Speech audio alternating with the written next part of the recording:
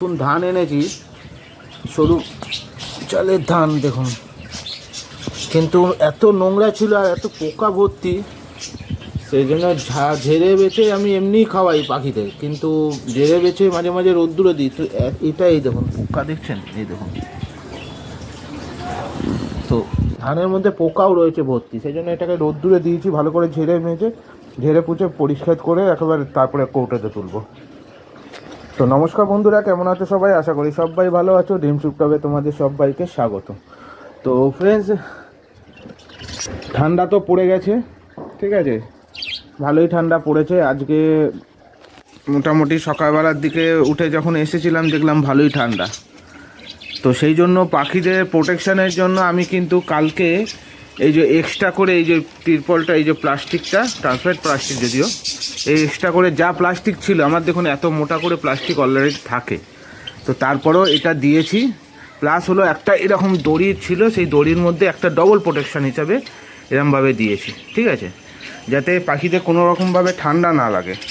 সবাইকেই ঢাকা মাখার ব্যবস্থা করা হয়েছে অলরেডি ভালো মতো, হ্যাঁ, যাতে কোনো রকমভাবে ঢাকা মানে ঠান্ডা না লাগে। কেননা আমার এই সাইডটা হলো উত্তর দিকে, এই দিক দিয়ে পুরোপুরি হাওয়াটা আসে এই সাইডে, আর এই দিক দিয়ে সকালবেলা যে রোদ্দুরটা ওঠে সেটা কিন্তু মিনিমাম 1 ঘন্টার ওপর এইখানে আমার রোদ্দুর পড়ে পাখিদের এই খাঁচার এই সেটআপটা এখানে, ঠিক আছে।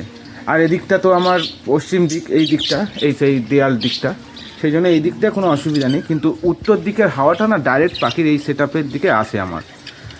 আর যেহেতু ঠান্ডাটা পড়েছে সেই জন্য ঠান্ডার জন্য প্রোটেকশান নিতেই হচ্ছে। যেমন আমি এই সব তিরপল প্লাস্টিকগুলোকে সেট আপ করেছি ভালো মতো, যাতে ঠান্ডা না লাগে পাখির। তার সঙ্গে পাখিদের সকালবেলা যখন যে জলটা দিই, আমি ফার্স্ট আওয়ারের যে জলটা দিই, সেটা কিন্তু আমি আগেও দেখিয়েছিলাম। আমি এই যে আমার এই ইলেকট্রিক কেটলিটা আমি ইউজ করি, এই ইলেকট্রিক কেটলিতে আমি জল গরম করে, হালকা উষ্ণ গরম জলটা, সেটাই আমি প্রোভাইড করি সকালবেলা, যাতে পাখিদের ঠান্ডা না লাগে। তার সঙ্গে আমি দানার মধ্যে, আপনারা দানা দেখলেই বুঝতে পারবেন, আমি একটা বার করছি,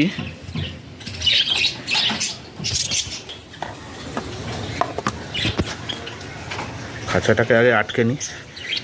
দেখুন দানার মধ্যে না আমার ব্ল্যাক সিড আছে, দেখছেন, এই দেখুন ব্ল্যাক সিডের পরিমাণটা রয়েছে।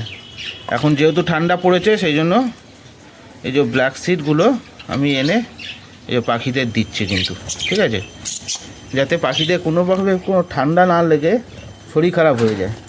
প্লাস কভারিংয়ের ব্যবস্থা করেছি, এই যে একটা নীল কম্বল টাইপের, এটা আমি সামনে দিচ্ছি, এখানে প্লাস্টিক দিয়ে দিয়েছি অলরেডি, আর এগুলো তো ঢাকা ছিলই, প্লাস হলো এইটা এইভাবে দিচ্ছি। আপাতত যা ঠান্ডা পড়েছে তার জন্য এটা এনাফ। এরপরে যদি বেশি ঠান্ডা পড়ে তখন এই খাঁচাটার জন্য ভাবতে হবে, কারণ এই খাঁচাটা আর দেখতে হবে না। এই খাঁচাটা যা সিস্টেম করে দিয়েছি, এখানে দেখুন, এখানে আমি ডবল প্লাস্টিক দিয়ে দিয়েছি, এই যে 2 ভাত্তা করে প্লাস্টিক দিয়েছি, এটা পুরো টেনে দিই, তার উপর দিয়ে এই যে এই প্লাস্টিকটা আমার ওপর দিয়ে পড়ে, মানে 4টে ভাগের প্লাস্টিক পড়ে, যাতে ঠান্ডা কোনো মতেই ঢুকবে না, পাখি সুস্থ থাকবে, অসুবিধা নেই, ঠান্ডা লাগবে না। আর এটাও এরমভাবে ঢাকা আছে, সব বাচ্চাগুলো ভালো আছে অবশ্যই। আর শাক সবজির মধ্যে এখন একটু পালং শাক দিচ্ছি, তারপরে 2 দিন বাদে বাদে আমি তুলসী পাতা দিচ্ছি, 2 দিন বাদে বাদেই, ঠিক আছে, যাতে পাখিদের কোনোভাবে ঠান্ডা না লাগে। আর সবাইকে আপনারা বলবো যে ফার্স্ট আওয়ারে যে জলটা দেবেন, যারা নতুন তাদের বলছি, তারা অবশ্যই হালকা উষ্ণ গরম জল করে দেবেন। এই দেখুন এই জলটা খাচ্ছে, দেখছেন, হালকা উষ্ণ গরম জল করে দেবেন, যাতে সকালবেলার যে জলটা সেটা নর্মাল ঠান্ডা জলটা দেবেন না, হালকা উষ্ণ গরম জল থাকলে ওদের ঠান্ডা লাগার যে 50% চান্স সেটা কমে যাবে। তার সঙ্গে দানা শীতের মধ্যে যেমন বললাম ব্ল্যাক সিড দিচ্ছেন তেমন দেবেন। তো এই হলো আমার মোটামুটি এখন ঠান্ডার জন্য, যতখানিও ঠান্ডা পড়েছে সেটার জন্য মিনিমাম একটা প্রোটেকশান এইভাবে নিচ্ছি, ঠিক আছে। আচ্ছা, তার সঙ্গে আপনাদের বলে রাখি, আপনাদের বলেছিলাম যে এই হাঁড়ির যে ফিমেলটা সেটা ভেতরেই রয়েছে, সেটার যেহেতু মেলটা উড়ে গেছে, সেটার জন্য কি করব আপনাদের সাজেশান চেয়েছিলাম। তো 1-2জন সাজেশানও দিয়েছে, বলেছে যে যেমন আছে তেমনই রাখতে, ও ঠিক ডিম বাচ্চা করে বড় করে তুলবে বাচ্চাদের, নতুন মেল না ঢোকাতে। তো ভাবছি সেটাই করব, যেহেতু আপনারা বলছেন। আর না হলে আমি চিন্তা ভাবনা করেছিলাম যে এর যে 3টে ডিম আছে, আমি 3টে হাঁড়িতে, মানে এই হাঁড়িতে ধরুন, বা এই হাঁড়িতে আর এই হাঁড়িতে এই 3টে হাঁড়িতে ডিভাইডেড করে চালান করে দিতাম। তারপরে এখান থেকে আমি আগের বারে ভিডিওতে বলেছিলাম এই যে মেলটা 5 সাইজের, ঠিক আছে, যে নীল কালের যে মেলটা, এই যে মিডিলে, তো এই মেলটাকে ভেবেছিলাম এর সাথে জোড়া দেব। তো যেহেতু বলছেন ঠিক আছে এইভাবেই থাক আপাতত, আমি এই মেলটাকে রেখে দেবো। এই মেলটা দিয়েই আমার এই ফিমেলটাকে জোড়া দেওয়ার ইচ্ছা আছে, ঠিক আছে। তো আপাতত এইভাবেই থাকবে, আমি চেঞ্জ কিছু করছি না। ও যেহেতু তা দিচ্ছে ডিমে, তা দিক, আমার আর এক্সট্রা ডিম দরকার নেই আপাতত। আপনারাও অবশ্যই, কিন্তু ঠান্ডা ভালোই পড়ছে সকালবেলা বা রাত্রিবেলার দিকে, অবশ্যই যারা ছাদের মধ্যে আমার এরকম ওপেন যেমন সেট আপ, হ্যাঁ ওপরে সেট আছে কিন্তু চারিদিকটা খোলা, সেই জন্য যে ঠান্ডাটা সেটা কিন্তু ভালো মতো ঢোকে, ঠিক আছে। তো সেই জন্য আপনারাও কিন্তু যারা নতুন অল্প পাখি আছে যাদের, তারাও কিন্তু প্রোটেকশান নিতে শুরু করুন, যাতে পাখির ঠান্ডা কোনো রকমভাবে না লাগে। কেননা একবার ঠান্ডা লেগে গেলে না, বুঝতে আপনারা যদি না পারেন, পাখি মারা যাওয়ার চান্স বেশি থাকে।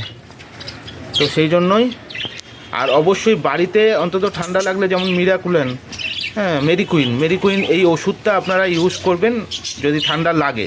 সেটা যদি ঠান্ডা লাগে আমি পরে একবার দেখিয়ে দেবো।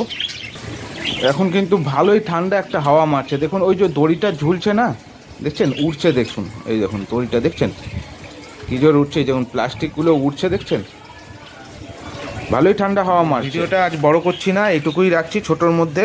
যদি ভালো লেগে থাকে অবশ্যই লাইক করবেন, আর চ্যানেলে নতুন হলে চ্যানেলটাকে সাবস্ক্রাইব করে পাশে থাকা বেল আইকনটাকে প্রেস করে দেবেন। তো আজকের জন্য এটুকুই বন্ধুরা, টাটা।